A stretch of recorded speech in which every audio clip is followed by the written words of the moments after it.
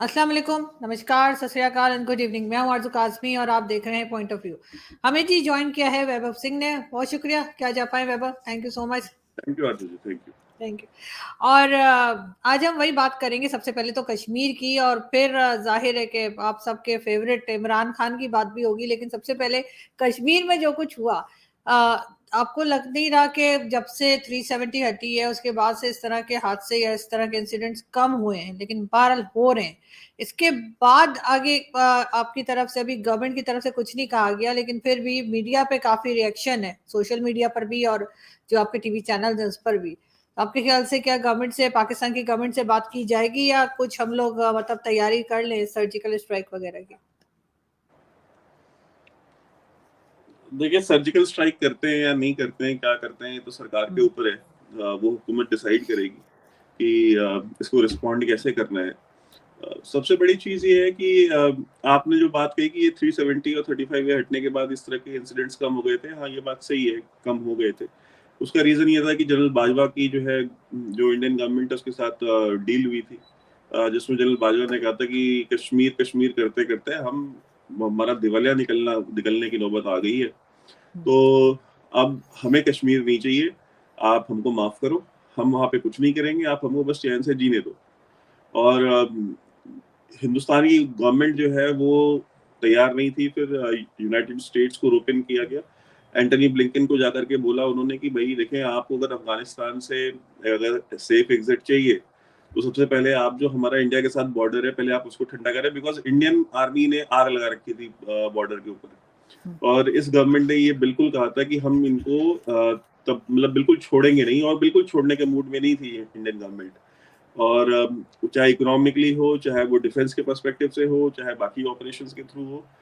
तो कहीं न कहीं इस चीज़ की जो फ्रस्ट्रेशन थी पाक फ़ौज में, और उनका अपने खुद की एनालिसिस, उनका खुद का स्टडी ये था कि भई हम वॉर अफ़ोर्ड नहीं कर सकते, बिकॉज़ टोटल 7 से 10 दिन का टोटल उनके पास तेल था। जब आप वॉर में होते हैं, तो आप 7 से 10 दिन का तेल रख कर के आप जंग नहीं लड़ते। आपके पास स्ट्रैटेजिक रिजर्व कम से कम 2 से 3 महीने का होना चाहिए, जो एक आइडियल रिजर्व होता है किसी भी वॉर लाइक सिचुएशन के लिए। तो वो भी नहीं कर सकते थे, तो उन्होंने फिर एंटनी ब्लिंकन के जाकर के हाथ-पाँव जोड़े। तो उसके बाद ब्लिंकन ने इंटरवीन किया, फिर ब्लिंकन ने कहा कि ठीक है, आप पाकिस्तान के साथ एक अंडरस्टैंडिंग कर लो। हाँ, अगर ये कुछ हरकत करते हैं, तो then we will take care of them. अगर इसको वायलेट करते हैं और कोई इस तरह का इंसिडेंट करते हैं पुलवामा टाइप का या उरी टाइप का, तो हम इनको हम नहीं छोड़ेंगे, वो हमारी गारंटी है। तो इस गारंटी के ऊपर फिर मीटिंग्स हुई मिडिल ईस्ट में, और 2-3 कंट्रीज में मीटिंग हुई अलग-अलग, और वहाँ पे मीटिंग्स में ये डिसाइड हुआ। उस मीटिंग में जनरल फैज़ हमीद भी उन मीटिंग्स का हिस्सा थे। और ये कंक्लूड किया गया कि हम कश्मीर का राग हम नहीं अलापेंगे। ठीक है, हम पब्लिक कंजम्पशन के लिए, बिकॉज़ हमने 75 साल जो है पब्लिक को कश्मीर का चूरन खिलाया, तो हम एकदम से तो नहीं बंद कर सकते। हाँ, पब्लिक में हम कुछ, जो इमरान खान ने कहा था ना कि आप खड़े हो जाया करो 1 घंटे, हर हफ्ते में 1 दिन आप कश्मीर के लिए खड़े हो, और आप आधे घंटे 5 मिनट के लिए खड़े हो जाएँ, वो क्या कुछ तमाशा उसने लगाया था वहाँ पे। तो यही सब सारा, मतलब कहते हैं ना, शोबदेबाज़ी हम करेंगे पब्लिक कंजम्पशन के लिए, बट हम कुछ कॉन्क्रीट काम हम नहीं करेंगे। हम कोई टेररिज्म नहीं करेंगे, हम कोई क्रॉस बॉर्डर वायलेशन हम नहीं करेंगे। तो गवर्नमेंट ने कहा ठीक है, देखते हैं कब तक ये अपहोल्ड करते हैं, तो वो अब तक अपहोल्ड हुआ है। अ, वो जो एक जो छोटी वो जो छुट-पुट जो होती थी अटैक से, कहीं ग्रेनेड लॉब कर दिया किसी ने, तो उस तरह के इंसिडेंट्स हो रहे थे, बट आप ये कहिए कि एक लार्ज स्केल जो एक मिलिटेंसी थी, उसको वो बंद हो गई थी। बट ये जब आर्मी चीफ आए हैं जनरल आसिम मुनीर, तो अच्छा, जनरल आसिम मुनीर जनरल बाजवा की इस डॉक्ट्रिन से कभी भी एग्री नहीं किए थे, और जनरल बाजवा की बहुत सारी पॉलिसीज थी जिनसे वो डिसएग्री करते थे, और कोर कमांडर कॉन्फ्रेंस में वो अक्सर इन बातों को बताया करते थे कि भाई, आप ये जो पॉलिसी आप अपनाने की बात कर रहे हैं, ये पॉलिसीज गलत है। चाहे वो टीटीपी को लेकर पॉलिसी हो, चाहे अफगानिस्तान पॉलिसी जो हो बाजवा की उसको लेकर के हो, या कश्मीर पॉलिसी हो, या इंडिया को लेकर के जो ओवरऑल पॉलिसी थी, इन सब के ऊपर जनरल आसिम मुनीर का डिसएग्रीमेंट था जनरल बाजवा से। तो जब ये आए हैं, जब इन्होंने टेक ओवर किया, तो पहली बात तो इनको कंसोलिडेट करनी थी पावर, तो इनको 1 साल लग गया कंसोलिडेट करने में, because he is not a very popular army chief. और इमरान खान अपनी पॉपुलैरिटी के पीक पे है, इन्फ्लेशन अपने पीक पे है, पॉलिटिकल इंस्टेबिलिटी अपने पीक पे है, आवाम में जो एक कहते हैं ना खलफशार जो है वो अपने पीक पे है, ये कहते हैं ना कि एक आवाम बिल्कुल जलीलो ख्वार हो रखी है, ये हालत है लोगों की। लोग भाग रहे हैं पाकिस्तान से, जो बिजनेसेस भी थे वो भी भाग रहे हैं, बिकॉज उनका आर्गुमेंट ये कि भाई ये बिजनेस फ्रेंडली कंट्री नहीं है और हम तबाह हो जाएंगे, हम बर्बाद हो जाएंगे जो जिस तरह की पॉलिसीज ये अपना रहे हैं। तो और ब्रेन ड्रेन है वो बहुत लार्ज स्केल पे हो रहा है पाकिस्तान से पिछले 1-1.5 साल से। तो कहीं ना कहीं आप ये देखते हैं ना कि general Asim Munir took over in a very tough time, और उसके बाद इमरान खान ने भी उन्हें बहुत टफ टाइम दिया है। और दूसरी सबसे बड़ी बात ये थी कि जो गवर्नमेंट भी थी नवाज शरीफ की, पीएमएल-एन की अपनी फौज के साथ बहुत ज्यादा उनके अपनी कंप्लेंट्स हैं, उसकी बेचारे की 2-2 चलती फिरती हुकूमतें गिराई इन्होंने, उसको एक बार मुल्क बदर किया, फिर दूसरी बार भी मुल्क बदर किया। तो वो भी कोई फौज बहुत प्रो फौज, या उनका जो वोटर है वो बहुत प्रो फौज और सेंटिमेंट वाला वोटर नहीं है।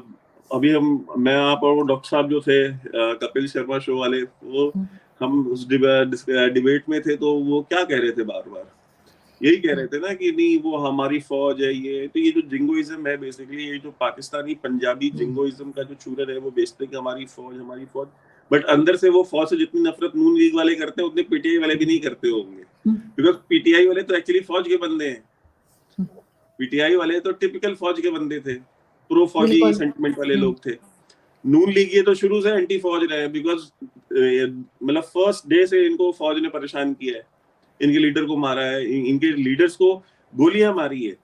अगर आपको याद होगा इनके एक जो आपके इंटीरियर मिनिस्टर थे, क्या नाम है उनका, पंजाब से है वो, नवाज शरीफ की गवर्नमेंट में, उनको गोली मार दी। तो मतलब सिटिंग इंटीरियर मिनिस्टर को गोली मार दी। इस तरह की हरकतें ये करते आए हैं। तो नून लीग जो है वो भी कोई बहुत ज्यादा बुरी थी, और पीपल्स पार्टी का तो एंटी फौज मतलब पॉलिसी आज से नहीं है, वो पिछले जब से भुट्टो को टांगा है तब से है। तो उनके पास कोई सेंटिमेंट पब्लिक के बीच में था नहीं, तो वो करते करते करते करते वो पावर अब जाकर के कंसोलिडेट हुई है। अब जो उनको सिंपैथी चाहिए लोगों से, वो सिंपैथी जो अफगान बॉर्डर पे या जो टीटीपी वाले कर रहे हैं या उसमें जो इनकी शहादतें हो रही है, उससे इनको वो सिंपैथी नहीं मिल रही है, क्योंकि वो सिंपैथी वो तो अफगान मार रहा है ना, जन्नत तो दोनों ही जा रहे हैं, मारने वाला भी जन्नत जा रहा है और मरने वाला भी जन्नत जा रहा है। तो सिंपैथी किस बात की मिलेगी, क्योंकि दोनों ही शहीद हैं। तो सिंपैथी तो तब मिलेगी ना जब हिंदू मारेगा या हिंदू के हाथ से मरेंगे। तो बेसिकली इन्होंने जो काम किया है वो ये इसलिए किया है कि हम, इनको पता है ये चीज कि हम ये काम करेंगे, फौजियों को मारेंगे हिंदुस्तान में, तो फौज हिंदुस्तान की और हिंदुस्तान की रियासत रिएक्ट करेगी, वो पलट के मारेगी, और जब वो पलट के मारेगी तो उससे हमको सिंपैथी तब मिलेगी जो आवाम में, बिकॉज वो हिंदू हेट्रेड। देखिए पाकिस्तान तो कोई मुसलमानों के हित के लिए नहीं बना है, उनके वेलफेयर के लिए नहीं बना है। अगर बना होता तो कोई एक चीज तो होती जो मुसलमानों के वेलफेयर की होती उस स्टेट में। आप मुझे एक चीज का नाम बताएं जो वहां पे, जिससे आप ये देख के कह सकते हैं कि पाकिस्तान एक वेलफेयर स्टेट है। पाकिस्तान तो कोई वेलफेयर स्टेट नहीं है। तो वो बेसिकली बना हिंदू हेट्रेड के नाम पे। तो जब हिंदू हेट्रेड के नाम पे बना है तो सिंपैथी भी उधर से ही आएगी।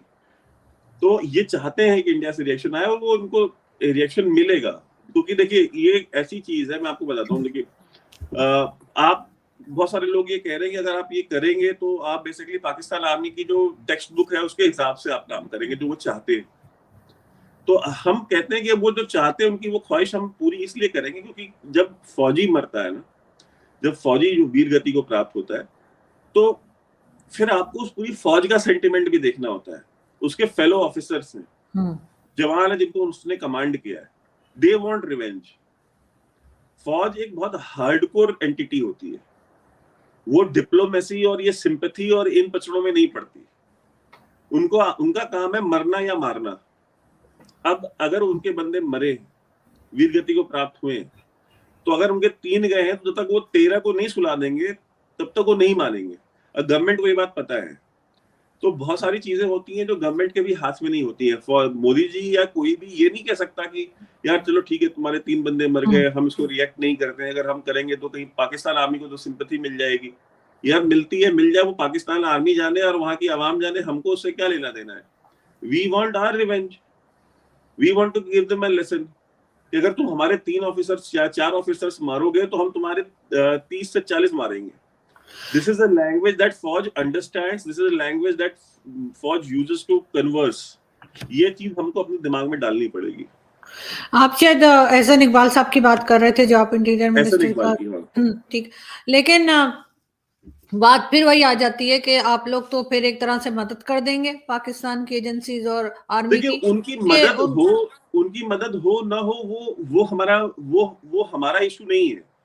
उनकी मदद होगी, वो अंदर पाकिस्तान के अंदर वो कंसोलिडेट कर ले, वो टेक ओवर कर ले, वो पूरी रियासत के ऊपर कब्जा करके बैठ जाए। ये जो इन्होंने एक वो मिट्टी का मादू लाके बिठाया वजीर आजम बना करके बलूचिस्तान से, वो मतलब उसको हटा करके खुद आसिम मुनीर जो है वहां के वजीर आजम भी बन जाए, वहां के सदर भी बन जाए, जो करना हो कर ले, उससे इंडिया को कोई फर्क नहीं पड़ता है।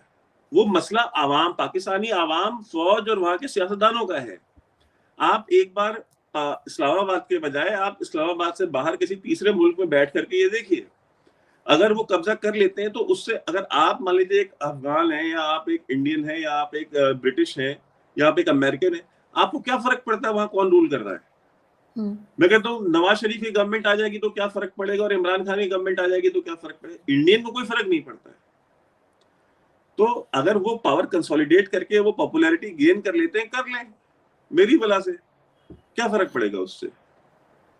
उससे यही फर्क पड़ेगा कि ये और मजबूत होंगे, और ये जो कुछ हो रहा है, जिस किस्म के अटैक्स होते हैं, और भारत में जो बार बार एक तरह से आप जहां से कहा जाता है जी नॉन स्टेट एक्टर्स, वही फिर भेजे जाएंगे और वही सब कुछ चलेगा जो सालों से चलता आ रहा है। लेकिन इस वक्त जो अगर वो नॉन स्टेट एक्टर, पहली बात तो देखिए कोई नॉन स्टेट एक्टर नहीं है। आरजू जी आप कैसे कहती हैं non state actors? Hafiz Saeed के घर के बाहर अगर इतनी भारी अगर पुलिस की सिक्योरिटी होती है तो नॉन स्टेट एक्टर इसलिए होती है। मसूद अजहर के जेल के बाहर एक्स्ट्रा लेयर ऑफ सिक्योरिटी होती है तो वो क्यों होती है? क्योंकि वो नॉन स्टेट एक्टर है। भाई आप इनको इतनी सिक्योरिटी क्यों देते हैं? अगर नॉन स्टेट एक्टर है छोड़ देना इनको, they are non state actors. आप उनको सजा देने के बजाय आप उनको प्रोटेक्शन देते हैं, और उसके बाद आप ये आर्गुमेंट देते हैं कि नॉन स्टेट एक्टर्स है। ऐसा नॉन स्टेट एक्टर्स तो हमने नहीं देखे दुनिया में जिनको वहां की रियासत सिक्योरिटी प्रोवाइड करती हो, बाहर भी करती हो, घर पे भी करती हो और जेल में भी करती हो, दोनों जगह करती हो। अगर उनके जो ये सारे मदारिस है, इनके मदारिस क्यों नहीं बंद करते? ये इनके जो इंस्टीट्यूशन है, ये कहते हैं ना ये बड़ा, ये उनको फलाह बहबूद का काम करते हैं, आप क्यों नहीं बंद कर देते उसको? कहते हैं कुएं खोदते हैं। यार आपकी फौज न्यूक्लियर बम बना सकती है, कुआं नहीं खोद सकती। आपकी रियासत सीपेक बना सकती है, कुआं नहीं खोद सकती। कुआं खोदने के लिए आपको हाफिज सईद चाहिए, आपको मसूद अजहर चाहिए। ये क्या आर्गुमेंट है? ये आर्गुमेंट बनाए गए हैं यार दूसरे। ये कहते हैं ना कि डिफेंडिंग द इनडिफेंसिबल को डिफेंड करने के लिए बनाए हैं। बिल्कुल। कि ये जो है ना कि ये जो हाफिज सईद है ये फिलैंथ्रोपिस्ट है। ऐसा फिलैंथ्रोपिस्ट आपको पाकिस्तान में ही मिलता है जिसके ऊपर 200-300 लोग के कत्ल के इल्जाम होते हैं, वो फिलैंथ्रोपिस्ट कहा जाता है पाकिस्तान में। आपकी सोसाइटी का जो बेड़ा गर्क हो रखा है ना, जो रियासत का बेड़ा गर्क हो रखा है, सबसे बड़ा रीजन यही है कि आपके यहाँ के फिलैंथ्रोपिस्ट मर्डरर्स हैं, टेररिस्ट हैं। यार ईदी का, अच्छा आप कहते ये ईदी को हम क्यों नहीं टारगेट करते? इंडिया वाले ईदी को क्यों नहीं बोलते कि टेररिस्ट था? पाकिस्तानी पंजाबी ये आर्गुमेंट देता है ना क्योंकि वो हमारे यहाँ पे फला का काम कर रहे हैं इसलिए इंडिया वाले उनको टारगेट करते हैं। तो इंडिया वालों ने ईदी को टारगेट क्यों नहीं किया कभी? सही नहीं कह रहे। हाफिज सईद के तो बिल्कुल रिकॉर्ड पे मौजूद हैं, जिस तरह से उन्होंने कश्मीर के बारे में वो बोला करता था, या जिस तरह से वो कहते थे कि बैनर्स लगे होते थे, लोग बताते हैं कि उस पर लिखा होता था कि जी जिहाद के लिए तैयार हो जाएं। और यही लोग जो हैं जिन्होंने अपने लोगों को जिहाद सिखाया या भेजा, उनकी अपनी औलादें बाहर पढ़ती हैं, कोई कनाडा में, कोई अमेरिका में, अपने बच्चों को मुझे ये बताएं, नहीं ये जो दिफाए पाकिस्तान काउंसिल है, दिफाए पाकिस्तान काउंसिल क्या है? दिफाए पाकिस्तान काउंसिल में पाकिस्तान का हर एक रेडिकलाइज्ड बंदा, हर एक टेररिस्ट उसका मेंबर। हमीद गुल उसका मेंबर क्यों था दिफाए पाकिस्तान काउंसिल का? वो आईएसआई चीफ था, उसके हाफिज सईद के साथ स्टेज पे बैठता था वो। जितनी पाकिस्तान की टेररिस्ट ऑर्गेनाइजेशंस जो इंडिया की तरफ फोकस थी, वो सबकी सब दिफाए पाकिस्तान काउंसिल की मेंबर थी। उनके साथ स्टेज पे सबसे बीच में कौन बैठता था? हमीद गुल बैठता था। तो आपका आईएसआई चीफ जा करके इन टेररिस्ट के साथ स्टेज पे बैठता है, उसके बाद आप कहते हैं ये नॉन स्टेट एक्टर्स हैं। वो स्टेट एक्टर्स हैं, इसलिए उनको सिक्योरिटी मिलती है, उनको प्रोटेक्शन मिलता है। उनका केस पाकिस्तान की रियासत जाकर के यूनाइटेड नेशंस में लड़ती है, चाइना से बोलती है कि साहब आप वीटो करो। मसूद अजहर को जब सैंक्शंस लगाने की बात आती है, अगर वो नॉन स्टेट एक्टर है तो छोड़ देना। आप क्यों आप चाइना के पांव पकड़ते हैं जाकर के कि आप ये वीटो करो जो इंडिया का जो इनिशिएटिव है इसको। नहीं, वो तो अगर कुछ नहीं किया हाफिज सईद ने, तो फिर 31 इयर्स की जो जेल की है वो किस लिए की है? वो भी तो की है ना गवर्नमेंट ने, एफएटीएफ से निकलने के लिए। और वहां पे जेलें कैसी होती है, वहां टेररिस्ट बच्चे पैदा करते हैं जेल में रह करके। ऐसी तो मतलब ये वहां की जेलें हैं। ये तो हाउस अरेस्ट है शायद, इसका तो मैंने सुना हाउस अरेस्ट है, तो प्रॉपर जेल में भी नहीं है। मैं वही कह, उसको जेल में नहीं डालेंगे, ये हाउस अरेस्ट में है। और इनके अगर ये जेल भेज भी देते हैं तो वहां पे जाके टेररिस्ट जो जेल में बच्चे कैसे पैदा कर रहे होते हैं। सो ऐसी कौन सी जेल है? और देखिए बात ये है ना कि पाकिस्तान की जो पहली बात तो जो जुडिशरी है वो जुडिशरी नहीं है, it is a mockery of judicial system. मतलब इतना क्रूअल जोक जुडिशरी के साथ दुनिया आप कर ही नहीं सकते, लॉ के साथ जो पाकिस्तान में जो कोर्ट्स है वो करती हैं। हमारे यहाँ की कोर्ट्स कोई बहुत अच्छी नहीं है। हमारे यहाँ की कोर्ट्स जो है वो टेररिस्ट के लिए रात में 3-3 बजे खुलती हैं, उनकी प्ली एप्लीकेशन सुनने के लिए। और हिंदूज को बताती है कि भाई आपकी दही हांडी की हाइट कितनी होनी चाहिए, कौन से टेंपल में महिला जा सकती है, औरतें जा सकती है या नहीं जा सकती। मतलब हमारे कहते हैं ना कि they basically crush the belief system of our culture and our religion. लेकिन चले ठीक है, हम यहाँ पे एक्सेप्ट कर लेते हैं। पाकिस्तान में जितना आउट ऑफ द वे वहां की कोर्ट्स इन टेररिस्ट के लिए जाती हैं, इनको रिलीफ देने के लिए जाती है, इतना तो आप दुनिया में आपको कहीं नहीं दिखेगा। मतलब दुनिया में ऐसा नहीं कि पाकिस्तान इकलौता स्टेट स्पॉन्सर ऑफ टेररिज्म है, ईरान भी है। ईरान ने भी कोई कोर कसर नहीं छोड़ी है टेररिज्म को सपोर्ट करने में, चाहे वो हिजबुल्ला हो और चाहे हिजबुल्ला जैसी बाकी की तंजीमें हैं, उनको वो फुल ऑन सपोर्ट देते हैं, पूरा सपोर्ट देते हैं, हमास को सपोर्ट करते हैं वो। तो बट जो भाई कम से कम वो ये कहते हैं ना कि ये वो एक्टिंग नहीं करते डेमोक्रेसी होने की, वो एक्टिंग नहीं करते कि हमारी जुडिशरी बहुत अच्छी है, हमारी जुडिशरी बड़ी न्यूट्रल है। उमर अता बंदयाल न्यूट्रल है, वो लॉ पे फैसले कर रहा है। इससे पहले तो सभी जानते हैं, बिल्कुल, वो तो सभी को पता है। न्यूट्रल था नहीं, और वो खोसा जो आपका चीफ जस्टिस था वो न्यूट्रल था।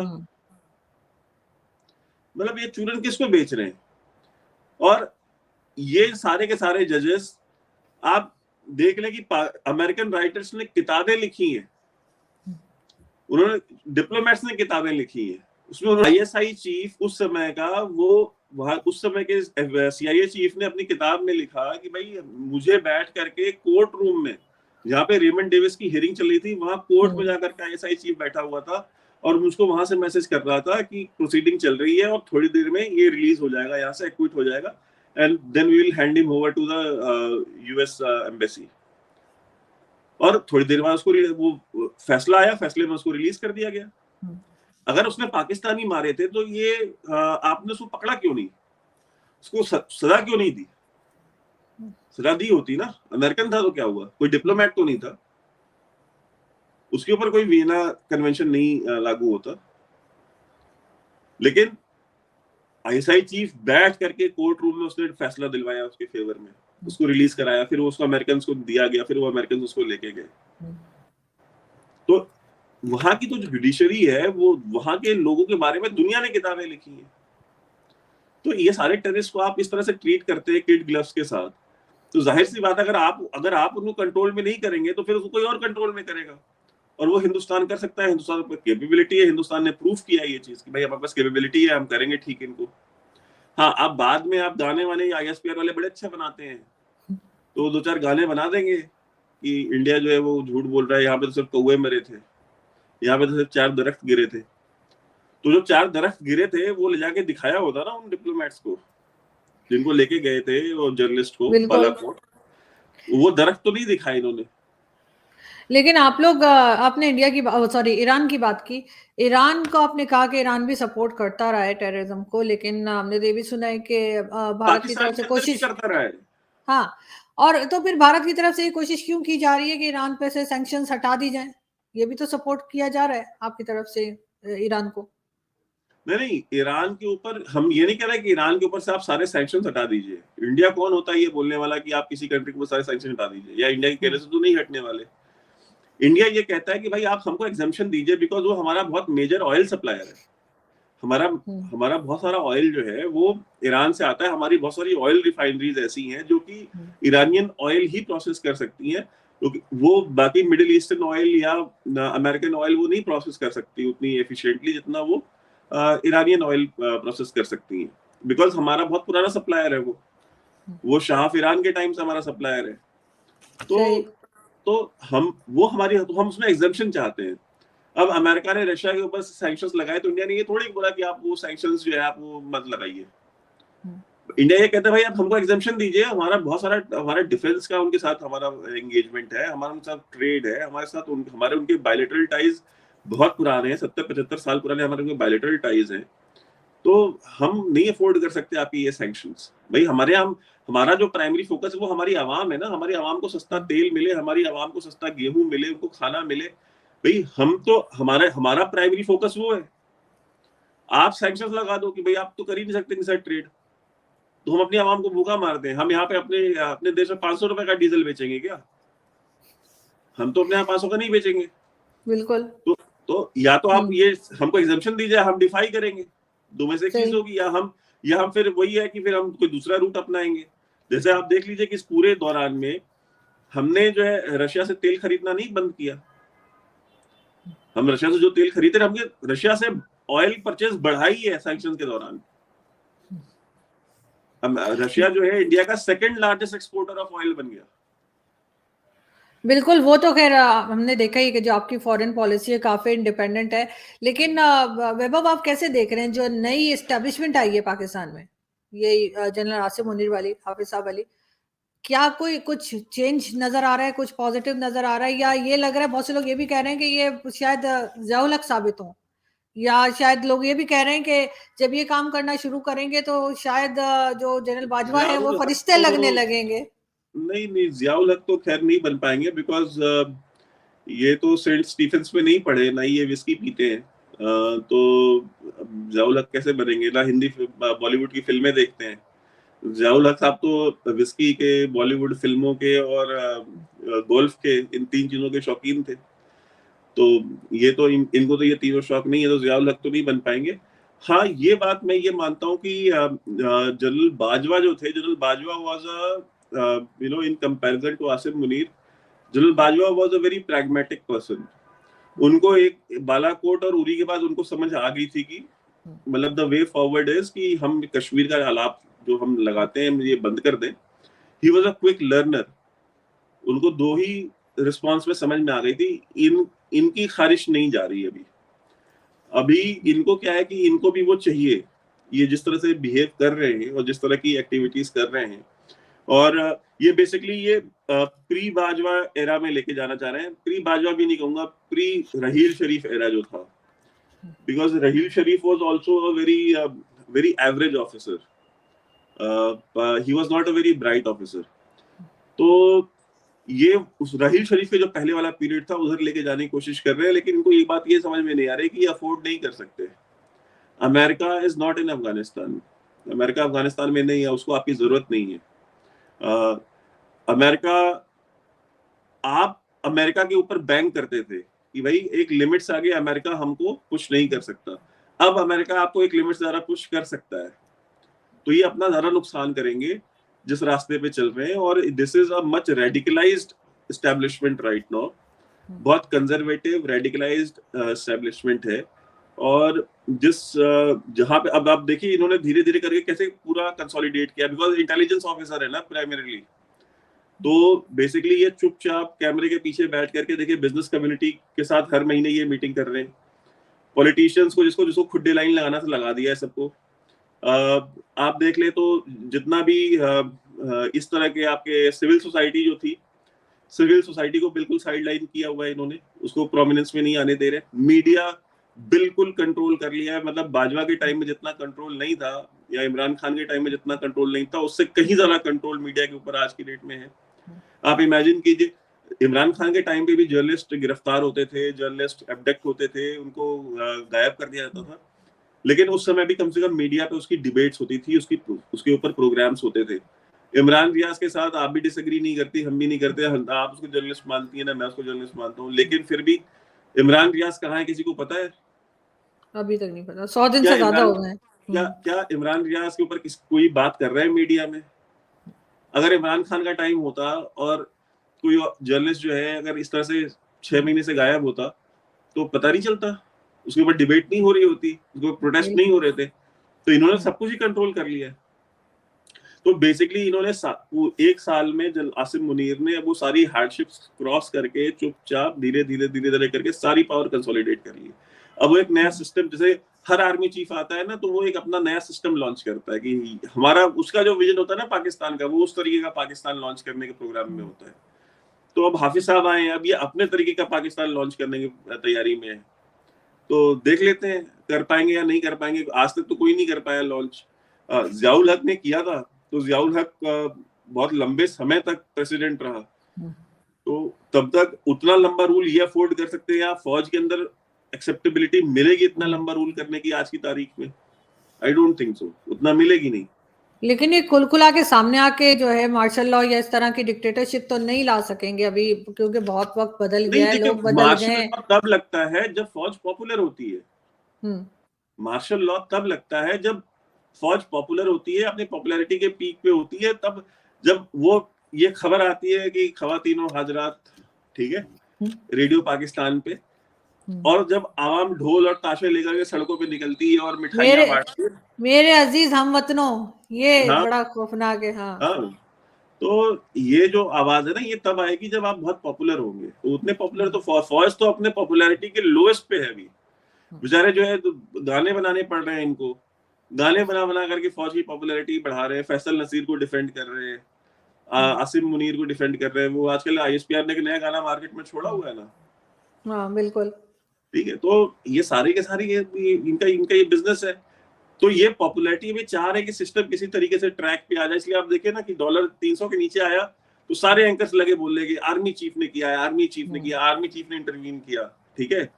और वो जावेद चौधरी जैसे एंकर्स वो बैठ करके अपने यूट्यूब पे और इधर उधर प्रोग्राम्स करते फिर रहे हैं कि आज से एक हफ्ते पहले जो है डॉलर 320 रुपए का भी नहीं मिल रहा था मार्केट में, और आज कोई 290 में भी नहीं ले रहा। तो ये कैसे हुआ है? ये आर्मी चीफ ने किया है। तो ये बेसिकली लोग छोड़े हुए हैं ना इन्होंने। आर्मी चीफ कौन सा वर्ल्ड बैंक का इकोनॉमिस्ट लगा है तुम्हारा आसिम मुनीर, ठीक है, वो कैसे डॉलर कम कर देगा रेट? ये सारा का सारा जो है ना, ये बेसिकली उन्होंने सब कुछ ही अपने हाथ में ले लिया है। ये जो केयर टेकर सेटअप है ना, ये केयर टेकर सेटअप दिया गया है कि तुम एंजॉय करो, ठीक है, मस्त। इन्होंने इनके जो अपने चट्टे बट्टे थे, इन्होंने सबकी नौकरी लगा दी है कि चलो ठीक है, तुम भी एंजॉय कर लो, बलूचिस्तान में बैठ के तुमने हमारा बड़ा काम किया है, ठीक है, सोशलिज्म छोड़ करके आए हो।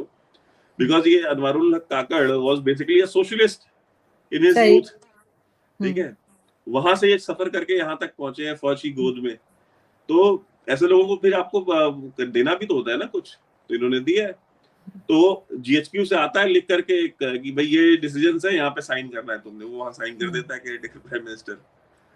अब जुडिशरी देख ले, उमर अता बंदयाल को बेसिकली जो बहुत चैंपियन बन रहे थे, इमरान खान को बहुत रिलीफ देना चाह रहे थे, सीधा कर दिया ना।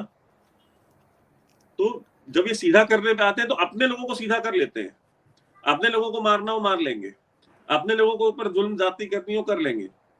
जहां सामने तालिबान वाले आ गए, टीटीपी वाले आ गए, जहां हिंदुस्तान की फौज आ गई, जहां पे कुछ तगड़े लोग आ गए, तो फिर वहां 93,000 लोग अपने वो स्टार्स और अपने बेल्ट और बंदूकें सब रख देते हैं सामने।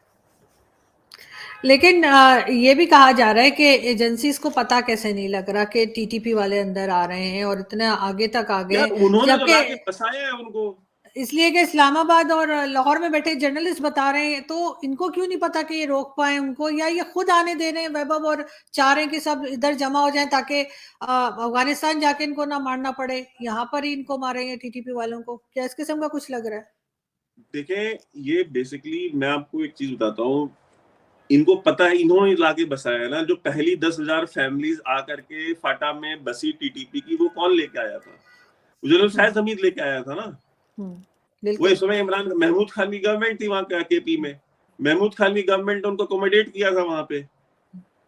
तो ये जो डील काटी थी टीटीपी के साथ, तो इन्होंने ही खुद काटी थी। वो अब जाहिर सी बात है ना, वो 10,000 फैमिलीज आ गई, 40-50,000 लोग हैं, अब वो उनको कोई काम तो आता नहीं है। वो टीटीपी वाले कोई इंजीनियर, डॉक्टर, प्लम्बर और मैकेनिक तो है नहीं, उनको तो बस वो ट्रिगर दबाने आता है और दूसरा कोई काम ही नहीं आता उनको। तो और क्या करेंगे वो? फिर उन्होंने काम अपनी वारदातें शुरू करी, कभी कराची में, कभी पेशावर में, कभी कहीं कभी कहीं। तो और आपको क्या लगता है कि अमेरिका वाले गए हैं अफगानिस्तान से, और आपने बड़ा सेलिब्रेट किया है टेलीविजनों पे बैठ के, और आपने हमीद गुल की पुरानी पुरानी आपने वीडियोस निकाल निकाल करके चलाई हैं, तो अमेरिकन सुन नहीं रहे, वो देख नहीं रहे। तो अमेरिकन को पता है ना कि उनकी जो ये एम्बैरेसिंग डिफीट हुई है अफगानिस्तान में, उसका जिम्मेदार कौन है। तो आपका क्या ख्याल है कि वो आपको क्या देंगे?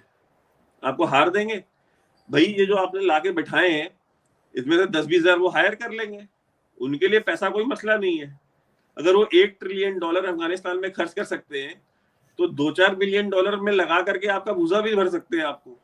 आप ये भी मानिए ना, $2-4 अरब तो अमेरिकन के लिए कोई मसला नहीं है। तो अगर वो $2-4 बिलियन टीटीपी के ऊपर और इन जैसी तंजीमों के ऊपर खर्च देंगे, तो वो आपके यहाँ पे क्या करेंगे?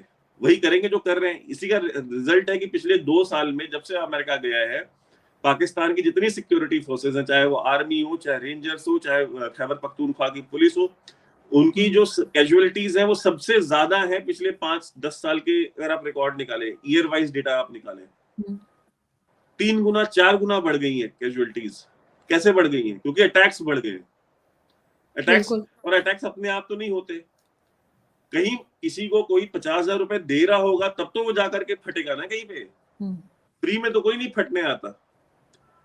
किसी को किसी ने 50,000 लाख रुपए दिए होंगे तब तो वो बंदूक लेकर के कहीं पहुंचा है ना, वो फायर करने के लिए। तो वो कौन दे रहा है? तो अमेरिकन जो हैं वो अमेरिकन भी हैं प्लस अफगान है। आपने उठा करके अफगानों को बेचा है अमेरिकन को, जो कि मुशर्रफ ने अपनी किताब में भी, अपनी बायोग्राफी में, ऑटोबायोग्राफी में भी लिखा है, in the line of fire, कि मैंने उठा उठा करके ये अफगान तालिबान वाले बेचे हैं, और इवन रेडी वालों को और ठेले वालों को मैंने तालिबान बता करके बेचा है उनको, और उसके लिए पैसे लिए। तो वो तालिबान वाले, आपने उनके एम्बेसडर को उठा करके आपने दे दिया, जो पाकिस्तान में तालिबान का अफगानिस्तान का एम्बेसडर था तालिबान हुकूमत का, उसको उठा करके आपने अमेरिकन को दे दिया। तो तालिबान वाले तो भूले नहीं है ये सारी चीजें। और देखिए अफगान तालिबान के भी देखिए 2 सेंटर्स है, एक कंदहार वाला सेंटर है और एक काबुल वाला है। तो आईएसआई और पाकिस्तानी कंट्रोल में सिर्फ जो काबुल में बैठे हैं वो हैं, जो हक्कानी नेटवर्क है बेसिकली, या हक्कानी के जो लॉयलिस्ट वॉरलॉर्ड्स हैं वो है। बाकी जो कंदहार में बैठा हुआ जो सेटअप है, वो सेटअप तो वो तो बिल्कुल एंटी पाकिस्तान है, जिसमें मुल्ला उमर का बेटा भी है। अभी रोक पाएंगे इसको, इस चीज को, या ये बढ़ता हुआ दिखाई दे रहा है आपको टीटीपी वाला मामला? देखिए टीटीपी वाला मामला बढ़ेगा, टीटीपी वाला मामला बढ़ेगा। और ये जरबे, आप मुझे बताएं ना, सबसे पहले तो आप एज अ पाकिस्तानी इन फौजियों से पूछे, आपने ऑपरेशन जरबे किया, आपने राहे रास्त किया, आपने दुनिया भर के ऑपरेशंस लॉन्च किए, यार इतने ऑपरेशंस हो गए और प्रॉब्लम बढ़ रही है, कम नहीं हुई। कहते जी अब पेशावर में ब्लास्ट नहीं होते, कि देखिए जरबे के बाद अब पंजाब में ब्लास्ट नहीं होते, देखिए अब जरबे के बाद कराची में ब्लास्ट नहीं होते। अरे यार, आप 100 पुलिस वाले एक एक बार में पेशावर में मर रहे हैं ब्लास्ट में। 140 पुलिस वाले मरे थे जो पेशावर पुलिस लाइन में जो ब्लास्ट हुआ है, नमाज पढ़ते हुए लोगों को के ऊपर सुसाइड बॉम्बिंग हुई है। तो आपके यहाँ पे ये प्रॉब्लम और वर्स होगी, और ये फिर से इनको ऑपरेशन कोई लॉन्च करना पड़ेगा, और उस ऑपरेशन लॉन्च करने के पैसे इनके पास है नहीं। अगर होते तो ऑपरेशन लॉन्च हो चुका होता, बिकॉज जब ऑपरेशन लॉन्च होता है तो उसमें अरबों रुपए बनाए भी जाते हैं, उसमें ब्रिगेडियर भी बनाता है, कर्नल भी बनाता है, मेजर भी बनाता है, सारे बनाते हैं पैसे, बिकॉज हुकूमत से एक लार्ज चंक ऑफ मनी लिया जाता है उस ऑपरेशन के नाम पे। आधे से कम पैसा खर्च होता है ऑपरेशन पे, बाकी सारे ऑफिसर्स खा जाते हैं। तो वो ऑपरेशन लॉन्च हो गया होता, तो जब जिस दिन वो किटी में उतने पैसे आ जाएंगे कि ऑपरेशन लॉन्च हो सके, उस दिन ऑपरेशन लॉन्च हो जाएगा, बिकॉज वो बेसिकली पैसा बनाओ स्कीम होती है इनकी। और जब वो ऑपरेशन लॉन्च करेंगे, पहले आप उनको ला करके फाटा में बसाते हैं, फिर उनको मारने के नाम पे आप गवर्नमेंट से पैसा लेते हैं, फिर उसमें से पैसा बनाते हैं, और फिर जो आम जवान है आपकी इन्फेंट्री का, आप उसको बोलते हैं कि जा चढ़ जा बेटा सूली तू, वो पहुंच जाता है बेचारा जवान जो है वो वो तो मरने ना के लिए। नहीं कर सकता ना बेचारा, वो तो ड्यूटी पे ना नहीं की जा सकती, बिल्कुल। तो वो बेचारा जाता है, वो अपनी जान देता है वहां जा करके, ऑपरेशन हो जाता है जी हमने, और फिर उनकी फोटो लगा करके ये जनरल जो है और पैसे खाते हैं, टीवी पे चलाते हैं और फिर कहते हैं देखो इमरान खान, देखो नवाज शरीफ, ये सियासतदान क्या जाने हम कुर्बानियां दे रहे हैं। यार आपने क्या, आप कैजुअलिटीज देख लो ना, हमारे यहाँ पे आप कैजुअलिटी देखो, जो भी कश्मीर में जो हुआ है, एक कर्नल शहीद हुआ है, मतलब कर्नल के रैंक का ऑफिसर आपके यहाँ पे कभी कौन मारा जाता है किसी एंटी टेरर ऑपरेशंस में? कोई नहीं मरता। हेलीकॉप्टर क्रैश में मर जाए वो बात अलग है, उसमें तो कोर कमांडर भी मर जाता है, लेकिन ऑपरेशंस में कौन सा, वो कर्नल तब मरेगा ना जब वो लीड से फ्रंट करेगा। हाँ बिल्कुल। वो कर्नल तो तब मरेगा जब वो लीड मतलब फ्रंट से लीड करेगा। तो जब फ्रंट से लीड ही नहीं कर रहा, वो तो अपने आप वो कैंटोनमेंट में बैठा हुआ है, भेजा तो उसने जूनियर ही अपने जवानों को है ऑपरेशन के लिए, तब वो दूर खड़ा होता है, वो इंस्ट्रक्ट करता है ऑपरेशन करो वैसे। तो जो लीडिंग फ्रॉम द फ्रंट वाला जो एक हमारे यहाँ का जो कल्चर है फौज का, वो वहां पे नहीं है। हाँ ये तो है कि सामने फ्रंट पे ये लोग कभी नहीं होते, लेकिन लास्ट में मैं फिर वही पूछना चाहूंगी कि भारत की तरफ से अगर कहा जा रहा है कि जी क्रिकेट भी ना खेलें, बाकी किसी किस्म के टर्म्स भी ना रखें, लेकिन आपको लगता नहीं है कि पाकिस्तान की तरफ से बात की जाएगी? बातचीत वैसे तो कोई हो नहीं रही है, लेकिन हमारे मीडिया पर भी कश्मीर को लेकर कोई खास बात की नहीं गई जो इस वक्त इंसिडेंट हुआ है। तो क्या वजह है? क्या ये इग्नोर करना चाह रहे हैं या ये बताना चाह रहे हैं कि नहीं हमने तो कुछ किया नहीं और वहीं के लोग थे, वहीं कश्मीर के लोग थे? ये मतलब अपने आप को क्या क्लीन चिट खुद दे दी है पाकिस्तान ने? देखिए ये तो हर एक चीज से बरी जमा हो जाते हैं ना। ये तो जब 26/11 का हमला हुआ था मुंबई का, तो उससे भी बरी जमा हो गए थे, भाई हमारा इससे कोई लेना देना नहीं है। वो तो पुलवामा में भी कहते हैं हमारा इनसे कोई लेना देना नहीं है, उरी पे कहते हैं हमारा इनसे कोई लेना देना नहीं है। वो ओन किस चीज को करते हैं? कभी कोई अटैक ओन किया है इन्होंने? कभी ओन नहीं किया है। तो वो ओन करे ना करे हमको पता है, एक हिंदी में वर्ड होता है ना शत्रुबोध, हमको पता है कि ये कौन कर रहा है और हमारा जो शत्रु है वो है कौन। तो वो डिस्कस करें ना करें उससे हमें कोई फर्क नहीं पड़ता। मतलब कहते हैं ना, cutting the long story short, ये है कि ये जो हुआ है इसका रिटेलिएशन 100% जाएगा। ऐसा नहीं है कि इसका रिटेलिएशन नहीं होगा। जो भी, कल भी मैंने आपके साथ प्रोग्राम में ये बात कही थी कि जिसको भी ये गलतफहमी है कि this will go unanswered is a fool और लिविंग इन अ फूल्स पैराडाइज। आपके 4 ऑफिसर्स और जवान अगर वीर गति को प्राप्त हो गए, तो आप ये नहीं कहते कि यार, आप उस समय डिप्लोमेसी की बात नहीं करते, उस समय आप रिवेंज की बात करते हैं, आप मैसेज पास ऑन करने की बात करते हैं। आप ये बात करते हैं कि अगर 4 लाशें हम उठाएंगे तो 40 आप भी उठाएंगे। और वो इसलिए करते हैं, इसलिए नहीं कि वॉर हो, ये इसलिए करते हैं ताकि आपको लेसन मिले और आप फ्यूचर में इस तरह की मिस्टेक्स ना करो। और आप इस तरह का एडवेंचरिज्म अगर आप फ्यूचर में करते हैं तो फिर आपको इसका कीमत चुकानी पड़ेगी। आप देख लेना, जब बालाकोट हुआ है, बालाकोट के बाद एकदम शांत हो गए थे ना, उसके बाद कोई हरकत नहीं की इतने टाइम तक। अब फिर से इनको खुजली हुई तो है।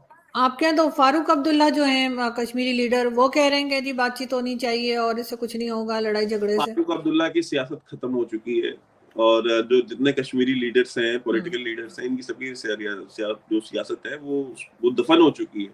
क्योंकि आवाम ने जब 370 और 35A हटा है, देखिए आरजू जी, मैं तो कश्मीर पता नहीं कितने सालों से जा रहा हूँ। वो कश्मीर आज से जो 5 साल पहले वाला कश्मीर था ना, अगर आप वो किसी ने देखा होगा, अब वो देखेगा तो वो पहचान नहीं पाएगा। साल में जो है 6-6 महीने 7-7 महीने जो है दुकानें बंद होती थी, क्योंकि हड़तालें हैं। ये हुर्रियत कॉन्फ्रेंस वाले और ये सारे के सारे लीडर्स, यार आवाम मरती थी उसमें। आप अफोर्ड कर सकती हैं, आप एक शॉपकीपर है, आप अफोर्ड कर सकती हैं कि साल में 7 महीने आपकी दुकान बंद रहे। टूरिज्म आपके यहाँ का सबसे बड़ा रेवेन्यू जनरेटर और टूरिज्म ना हो भाई, कश्मीर में कोई फैक्ट्री कोई कारखाना तो नहीं लगा हुआ ना, वहां तो टूरिज्म ही है, वहां का ब्रेड एंड बटर टूरिज्म है। तो जब आप वहां प्रोटेस्ट करेंगे, आप वहां पत्थरबाजी करेंगे, वहां पे आप टेररिस्ट अटैक हो रहे हैं, वहां पे हड़तालें चल रही हैं, तो वहां पे कौन टूरिज्म करने जाएगा? बिल्कुल, कोई नहीं जाएगा ऑब्वियसली। तो मर कौन रहा है? आवाम मर रही थी, और वो बोल नहीं पाते थे बिकॉज ये सारे के सारे बदमाश हैं, हुर्रियत कॉन्फ्रेंस वाले। ये बंदूकें लेके पहुंच जाते थे लोगों के घर, ये हमले कर देते थे, और पीडीपी वाले और ये नेशनल कॉन्फ्रेंस वाले ये उनको सपोर्ट करते थे, ये उनके सामने खड़े नहीं हो सकते थे। तो आवाम के पास तो कोई ऑप्शन नहीं था। अब जब 335 ये हटा है, तो उसके बाद का जो कश्मीर लोगों ने देखा है कि यार 365 दिन जो ये कश्मीर खुला हुआ है, 365 दिन टूरिज्म हो रहा है, तो जो दुकानदार साल के 50,000 रुपए कमाता था, अब वो साल के 1.5 लाख 2 लाख रुपए कमा रहा है, उसकी इनकम बढ़ी है। तो वो ऐसे लोगों को तो वो दफन ही कर देगा ना। ऐसे उसको अब समझ में आई है ना कि इन्होंने एक्चुअली वारदात डाली क्या है उनके साथ, इन्होंने हाथ क्या किया है वहां के अवाम के साथ 75 साल में। फारूक अब्दुल्ला का बाप शेख अब्दुल्ला, शेख अब्दुल्ला से लेकर के उमर अब्दुल्ला तक सारे के सारे जो है सिल्वर स्पून लेकर के पैदा हुए। फारूक अब्दुल्ला जिस दिन पैदा हुआ उस दिन वजीर आला बनना था उसको। उमर अब्दुल्ला जिस दिन पैदा हुआ उस दिन डिसाइड हो गया था कि ये वजीर आला बनेगा। आवाम बेचारी जहां थी वहीं है। राहुल गांधी वाली स्टोरी है ना, राहुल गांधी ने भी पैदा होते ही पता था कि इन्होंने ही लीडर बनना है। तो ये आवाम अब इस तरह की जो कहते हैं ना सियासत है, इसको वहां पे एक्सेप्ट करने को तैयार नहीं है, और आवाम कहते हैं उनके मुंह खून लग गया है। सही। अब वो वापस उन डेट्स में नहीं जाना चाहते, उन दिनों में नहीं जाना चाहते जहां पे साल के बच्चों के स्कूल बंद है 4 महीने तक। अब कश्मीर से लोग जो एक अच्छी फैमिलीज थी, उन्होंने अपनी फैमिलीज ला करके दिल्ली, बैंगलोर और मुंबई यहाँ पे शिफ्ट कर दी थी, क्योंकि साल में 6-6 महीने 7-7 महीने अगर हड़तालें चलेंगी तो बच्चे क्या पढ़ेंगे, उनका फ्यूचर क्या बनेगा। और ये इनको सूट करता था बिकॉज जब ये काम करते थे तो जो आम कश्मीरी है, जो आम आवाम है, वो एजुकेशन से कहते कि महरूम रह जाते थे, वो बिजनेस से महरूम रह जाते थे, वो मतलब कहते हैं उनका ओवरऑल कोई डेवलपमेंट होता ही नहीं था। तो जब आपने कुछ पढ़ाई लिखाई नहीं करी, आपने कुछ किया ही नहीं, और आपने बचपन से लेकर के अपनी जवानी तक सिर्फ क्लाशनिकोव की आवाज और आपने ग्रेनेड्स की आवाज और आपने हड़तालें और आपने पत्थरबाजी ही देखी है, तो आप उसी तरीके के बन जाते हो ना। बिल्कुल। तो उस तरह की आवाम इनको सूट भी करती थी विक्टिम कार्ड प्ले करने के लिए। तो इन्होंने एक पूरी जनरेशन तैयार की है, अब वो लगेगा टाइम, धीरे धीरे। और देखिए पंजाब कहते हैं ना कश्मीर में इलेक्शंस नहीं हो रहे, असेंबली इलेक्शंस छोड़ करके वहां सारे इलेक्शंस हो रहे हैं। वहां पंचायत के इलेक्शन हो रहे हैं, वहां पे ब्लॉक्स के इलेक्शन हो रहे हैं, वहां पे जितने इलेक्शन एक आम इंसान की जरूरत के इलेक्शन है वो सारे हो रहे हैं, सिर्फ असेंबली इलेक्शंस नहीं हो रहे। वहां पे म्युनिसिपल कॉर्पोरेशंस के इलेक्शंस हो रहे हैं। मगर वो पाकिस्तान से बात करने की बात कर रहे थे फारूक अब्दुल्ला, वो तो यही कह रहे थे। फारूक अब्दुल्ला ने ऐसा थोड़ी कि सिर्फ हमारा काटा है, उन्होंने तो आपका भी काटा है ना। पैसे तो ये तो ऐसे लोग हैं ना, इन्होंने हर तरफ से खाए हैं ना, इधर से भी पकड़े उधर से भी पकड़े हैं। तो कहते ना कि ये दो मुंहे सांप है, उधर आपसे भी बात करते हैं, इधर हमसे भी बात करते हैं, काटते आपको भी है, काटते हमको भी है। तो ये फारूक अब्दुल्ला के खैर कहने से कुछ नहीं होता है इंडिया को। और इंडिया अगर बात करेगा, इंडिया ने इसको ऑफिशियली स्टेट कर दिया है, डिफेंस मिनिस्टर ने बोल दिया, होम मिनिस्टर ने बोल दिया ऑफिशियली, मतलब और कितना कैटेगोरिकली बोले भाई अगर पाकिस्तान से बात होगी तो पाकिस्तान ऑक्यूपाइड जम्मू एंड कश्मीर पे होगी, इंडियन जम्मू एंड कश्मीर पे क्या बात करनी है। बिकॉज अगर आप जिस यूनाइटेड नेशंस के रिजोल्यूशन का ये जिक्र करते हैं, आप उस पर भी जाएं तो उसमें भी सबसे जो पहली कंडीशन है वो यही है कि पाकिस्तान ऑक्यूपाइड जम्मू एंड कश्मीर से पाक फौज हटेगी, और पूरा का पूरा जो स्टेटस है वो 1947 वाले उसमें जाएगा। और इंडियन गवर्नमेंट जो है वो इंडियन गवर्नमेंट वहां पे अपनी सिक्योरिटी फोर्सेस लगाएगी to maintain law and order, और उसके बाद ऑब्जर्वर्स आएंगे यूनाइटेड नेशन से, लगेगा कि हाँ सारी चीजें ठीक है, तब वहां पे प्लेबिसाइट होगा। तो हाँ, यही लिखा हुआ है। पहली जो दो कंडीशंस हैं वो तो पाक फौज को पूरी करनी है ना। बिल्कुल। तो पहले वो तो पूरी करें। मेरी एक साहब से बात हुई थी, बल्कि वो जो है इंडियन टीवी पर भी आते हैं, रिटायर्ड फौजी हमारे। मैंने उनको कहा कि सर क्यों नहीं हटाते, कहते फिर वो कब्जा कर लेंगे, इस बात की कौन गारंटी दे रहा है कि फिर भारत आके निकलेगा नहीं। मैं खैर अरे फिर उनका अरे जाहिर। आप इतने बहादुर, आप खाली करा लीजिएगा फिर से। हाँ, इनको पता है खाली नहीं करा पाएंगे ना भारत से अगर कब्जा वो कर यही लिया मुझे कहने लगे, तो। कैसे कैसे अब बाहर निकल गए, वो आ गए और फिर वो नहीं गए, तो फिर तो खैर ये नहीं, वाली आप चीज तो इतनी मैं। बहादुर कौम है तो आप खाली करा लीजिएगा हाँ, कश्मीर, वो गिलगित बल्तिस्तान से और पीओजे के से। बिल्कुल। लेकिन बस यही और घबराहट है, मुझे आवाम लगता अगर है। वहां की आपके साथ होगी हाँ। तो हिंदुस्तान थोड़ी रख पाएगा उसको जबरदस्ती। हम्म। अगर वहां की आवाम आपके साथ होगी, इनको ये भी पता है कि अगर हम गए तो आवाम ने भी इनके साथ खड़े हो जाना है। वो इसीलिए ना कि आप लोगों ने जो गेम खेला है अपनी साइड के कश्मीर में डेवलपमेंट करने का, उसकी वजह से अब बगैर कोई गोली चले या बगैर किसी झगड़े के जो है यहाँ की पब्लिक ऑटोमेटिकली जो है वो जाहिर है कि भारत की साइड पे हो जाएगी, क्योंकि वो वहां पे देख रहे हैं क्या कुछ हो रहा है और यहाँ कुछ भी नहीं हो रहा। अगर यहाँ आप कभी आए और मैं आपको लेके जाऊं कश्मीर, यहाँ से 1-1.5 घंटे का ही रास्ता है मेरे घर से, तो आपको पता लगेगा कि ना वहाँ कोई सड़क बनी हुई है, ना कोई डेवलपमेंट का काम हुआ है। वहाँ के लोग इतने परेशान हैं, लेकिन ये लोग जाहिर है उसको इम्पोर्टेंस ही नहीं देते। इसी वजह अच्छा, से ये सब कुछ आपके हो रहा है। साइड जो कश्मीर भी है ना, मतलब वो जो, वो बेसिकली वो कश्मीर है ही नहीं, वो जम्मू का हम्म। एक्सटेंशन है। वो जम्मू का इलाका है जो आप जो देखिए, दो है ना, जम्मू एंड कश्मीर। तो हम्म। कश्मीर जो है वो तो कश्मीर वैली है। कश्मीर वैली का तो एक भी इंच पाकिस्तान के पास नहीं है। कश्मीर हम्म। वैली तो पूरी इंडिया में है। हम्म। अब जो जम्मू का जो एक्सटेंशन है, इसीलिए बार बार कहते हैं ना, इंडिया जब बात करता है तो इंडिया कहता है पीओजे के, Pakistan occupied hmm. Jammu and Kashmir. वो जो 90% एरिया आपके पास है पीओजे का, वो कश्मीर, वो जम्मू का इलाका है। वहां बिल्कुल। पे कश्मीरी रहते नहीं है, वहां पे कश्मीरी बोलते नहीं, वो डोगरी बोलते हैं। बल्कि आपको याद होगा कि इमरान खान के टाइम में इनकी कोई थी, इमरान खान की पार्टी की, वो कह रही थी कि जब तालिबान आ जाएंगे तो उसके बाद तालिबान और टीटीपी जो है वो हमें कश्मीर लेके देंगे। ये भी बड़ी वो हाँ, न्यूज चली थी। उन्होंने तो डिबेट इन्होंने, में बोला था। हाँ, और यहाँ इन्होंने श्रीनगर हाईवे बना रखी है, तो मैं सोची थी ऐसा ना हो कि ये टीटीपी अरे वाले उन्होंने ये सोच बुरहान के। वानी एक्सप्रेस भी चलाई थी आपके यहाँ पे। हाँ, नहीं, और इधर इस्लामाबाद में तो इन्होंने वो बना रखा है ना, श्रीनगर हाईवे। मैं कहा, क्या पता है तालिबान इधर है, इसी वजह से आ रहे हो, वो समझ रहे हो ये कश्मीर इधर है क्योंकि श्रीनगर हाईवे यहाँ पर है। तो कुछ देखिए, ये कंफ्यूजन हो गई तालिबान होगी। वाले जो अफगान मुजाहिदीन है ना, ये अर्ली 90s में भी बहुत भेजे हैं इन्होंने हाँ। पाकिस्तान ने। तो वो जो असली वाले तालिबान थे, जब वो नहीं ले पाए, ठीक है, हम्म। वो कश्मीर नहीं कब्जा कर पाए, जितने आए सबके सब 6 फुट नीचे ही गए जमीन के, और इंडियन फौज ने ही गाड़ा है उनको सबको। तो जब तब नहीं ले पाए तो अब दोबारा आ जाएंगे, दोबारा शौक पूरा कर लेंगे, ये नए वाले भी देख लेंगे। और आप ये नहीं। चीज याद रखिएगा कि उस समय की जो फौज थी, उसके पास इतने मॉडर्न इक्विपमेंट्स नहीं थे, उसके पास हम्म। इंडिया की इकोनॉमी इतनी स्ट्रांग नहीं थी, इंडिया की ग्लोबल स्टैंडिंग इतनी मजबूत नहीं थी। तो आप अब वो सारी चीजें, फैक्टर्स इंडिया के साइड में भी है। तो अगर वो ये भी शौक पूरा करना चाहते हैं, कर लें। बिल्कुल, लेकिन खैर अब इस वक्त तो जो हालत है यहाँ पर, मुझे नहीं लगता कि अब इनको कोई शौक इनका लेकिन बचा तालिबान होगा। अपने लोगों को भेजेगा नहीं, बिकॉज तालिबान को, भाई तालिबान को जो चीजें चाहिए वो कौन दे रहा है? अभी उनको हॉस्पिटल के लिए उनके मेडिकल बेड्स चाहिए थे, वो इंडिया हम्म। ने भेजे हैं उनको।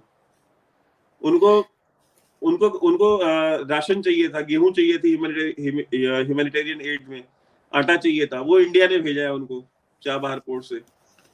तो इंडिया ने अफगान तालिबान को जो चाहिए वो इंडिया के पास है देने के लिए, आपके हम्म। पास नहीं है। तो वो इंडिया को नाराज नहीं करेंगे कभी, वो इंडिया के अगेंस्ट नहीं जाएंगे, नहीं, अभी तो क्योंकि वो पूरी, टोटली पाकिस्तान के अगेंस्ट हुए हैं अभी तो। वो हमेशा रहेंगे पाकिस्तान के अगेंस्ट में। हम्म। अफगानिस्तान में जो हुकूमत करेगा वो एंटी पाकिस्तान रहेगा। उसका रीजन है क्योंकि आपने बेसिकली आपने सबको धोखा दिया है ना। आपने हम्म। तालिबान को धोखा दिया जब अमेरिकन आए वॉर ऑन टेरर में, आपने अमेरिकन को धोखा दिया, आपने सोवियत यूनियन को दिया, आपने किसको धोखा नहीं दिया है? हम्म। आपने अलकायदा वालों को धोखा दिया, उसामा बिन लादेन को आपने ही पकड़वाया ना। सही। तो आपने तो धोखा सबको दिया है। जब आपने सबको धोखा दिया तो सबसे आपने दुश्मनी मोल ले रखी है। तो अफगानिस्तान में नो मैटर व्हाट किसकी हुकूमत बनती है, आईसिस की बन जाए, तालिबान की बन जाए, टीटीपी बन जाए, कोई उज्बेक आ जाए, ताजिक आ जाए, या कोई पश्तून आ जाए, जो आएगा वो आपके प्रति दुश्मनी ही रखेगा और वो आपको रखा भी पनिश तो भी था, करेगा।